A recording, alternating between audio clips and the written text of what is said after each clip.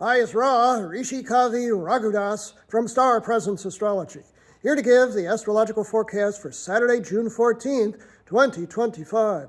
What a very interesting day, both astrologically and sociologically. Of course, here in the United States, it is No King's Day, and I'm sure there are demonstrations around the world for this prospect as well. The sun today is at 23, moving to 24 degrees of, let's communicate and socialize, air sign Gemini, and the moon, as of early today, is moving, you guessed it by my tie-dye jacket, into the rebellious and unconventional and community-oriented air sign of Aquarius. Aquarius. So it's a perfect day for community action. The moon moves into Aquarius at precisely 4 a.m. Pacific Daylight Time, 7 a.m. Eastern Daylight Time, and 12 noon Greenwich Mean Time.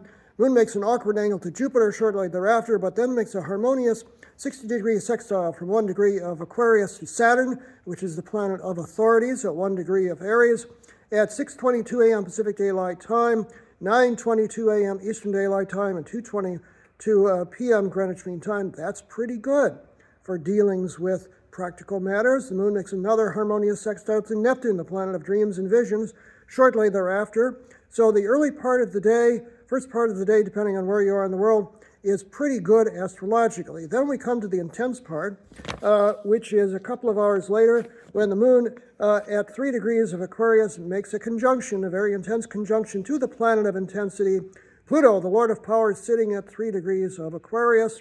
10:27 a.m. Pacific Daylight Time, 1:27 p.m. Eastern Daylight Time, and 6:27 p.m. Greenwich Mean Time. Anything can happen under a moon conjunct Pluto transit of great intensity.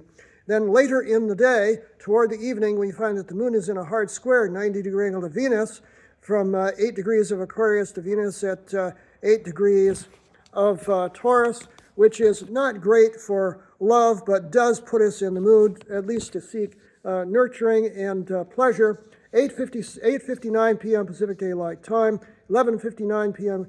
Eastern Daylight Time, and 4:59 a.m. Greenwich Mean Time. And then comes the real kicker, which is that Mars, a planet of energy and often conflict, is sitting at 28 degrees of Leo in a precise square to Uranus, which is Aquarius' ruling planet, at 28 degrees of Taurus.